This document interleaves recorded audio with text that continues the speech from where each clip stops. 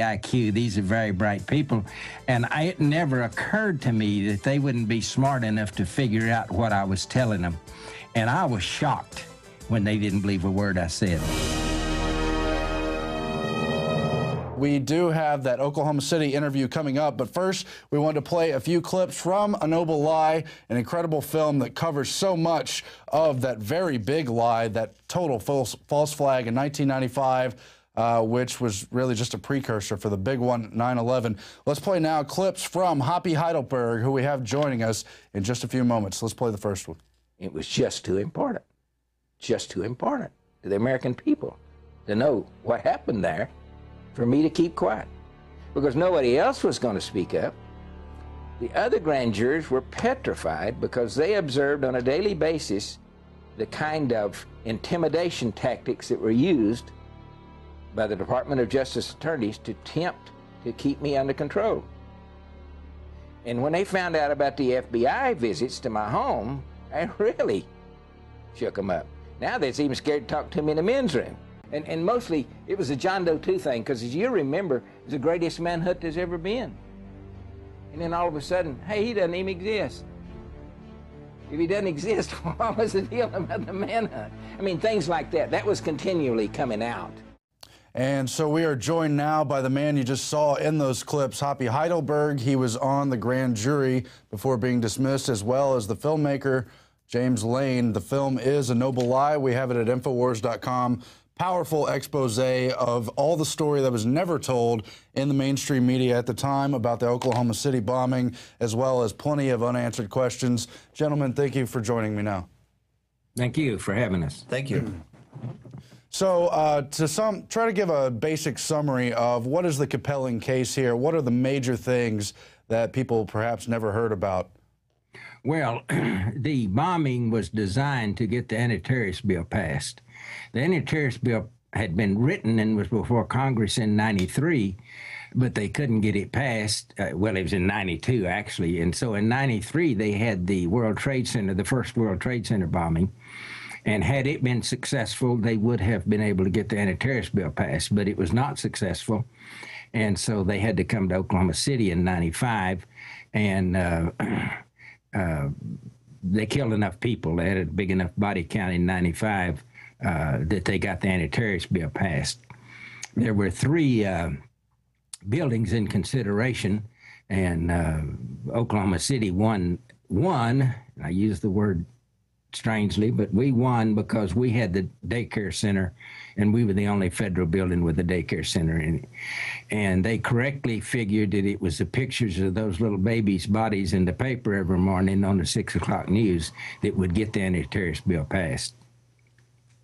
And of course, they were more than happy to flaunt out the victims of the tragedy, but they were never interested in truth, and they particularly did not want this grand jury to go forward. Among other things, I've got a New York Times article from '97 with the Attorney General in Oklahoma and other figures saying this is a waste of money, it's useless, and we don't need this investigation. But it's a good thing it went forward anyway. What can you tell us about the grand jury investigation itself?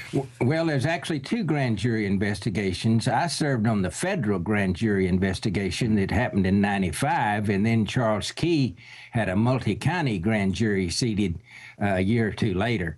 So we need to be more specific, and right. Mine was the federal grand jury that happened in '95 within a month or 2 after the bombing.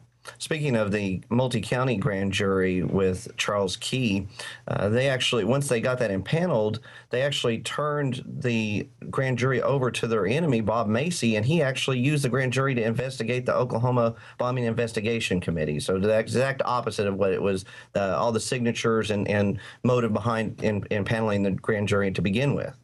I told Charles Key that was going to happen, and I begged him not to have that multi-county grand jury seated, and his lawyer, I have grave questions about his lawyer. His lawyer assured him that it was going to be their grand jury and they'd be in charge. And I said, Charles, it's not going to happen that way.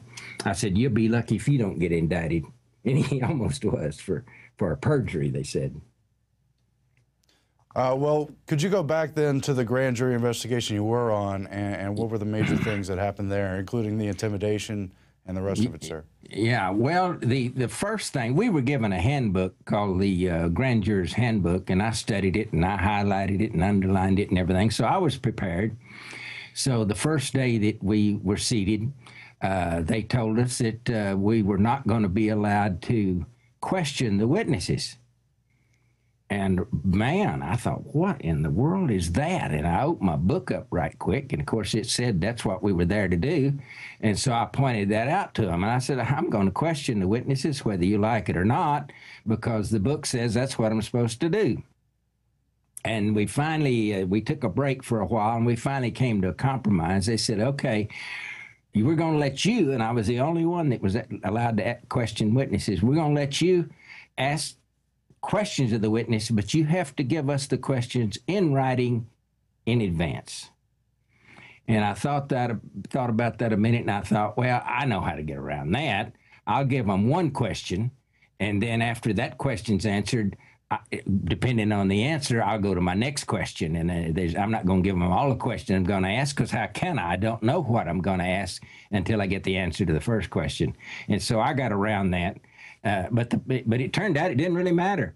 There were no witnesses that they called that knew anything about the bombing.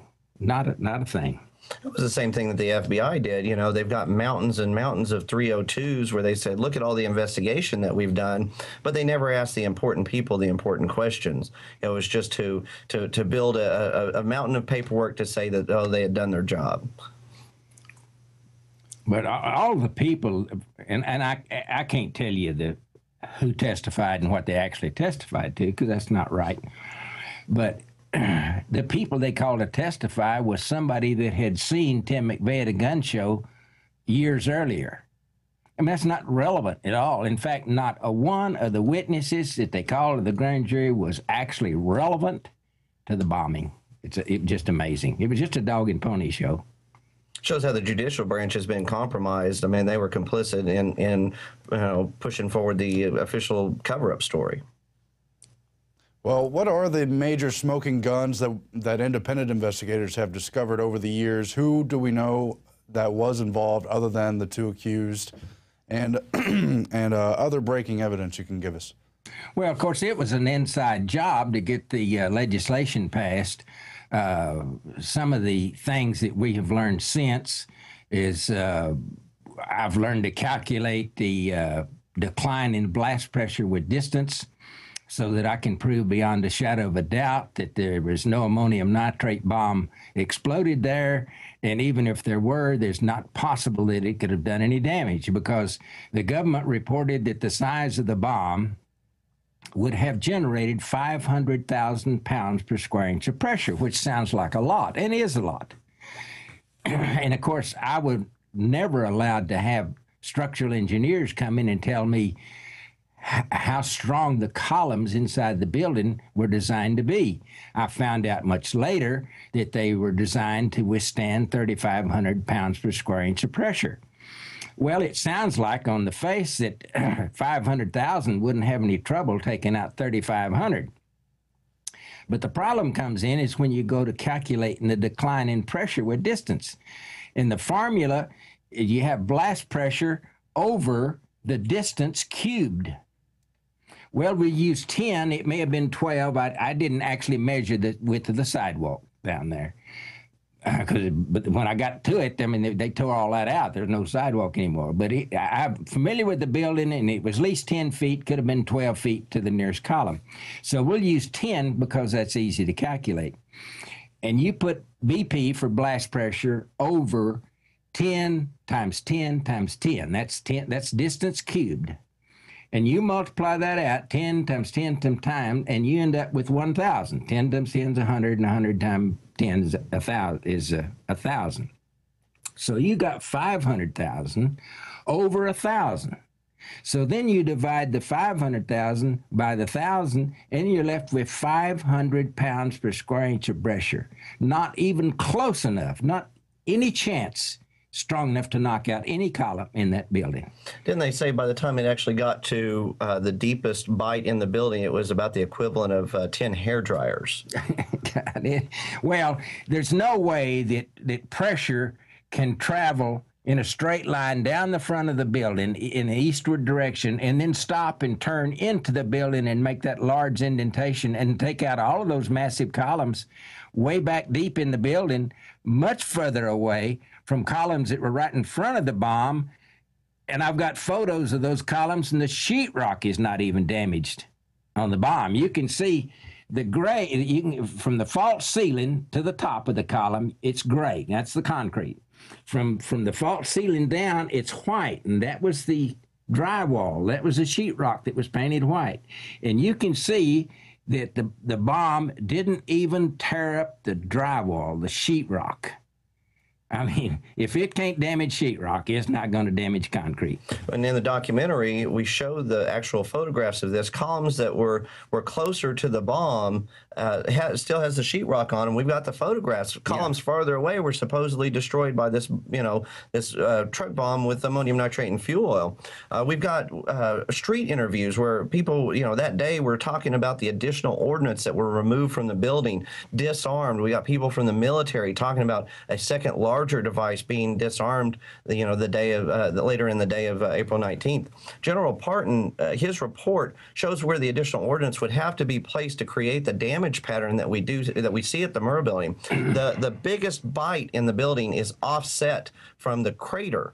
And again, the crater was much smaller than what the official report says, but it would have had to have gone forward and taken a right-hand turn. It's like the magic bomb. It's like the magic bullet, And, of course, the film is A Noble Lie, which I think is a great title. It brings up 9/11 as well, where obviously physics is not what they're interested. They're interested in the emotional perception of this great tragedy. And so, of course, the media cover-up is a large part of this whole lie.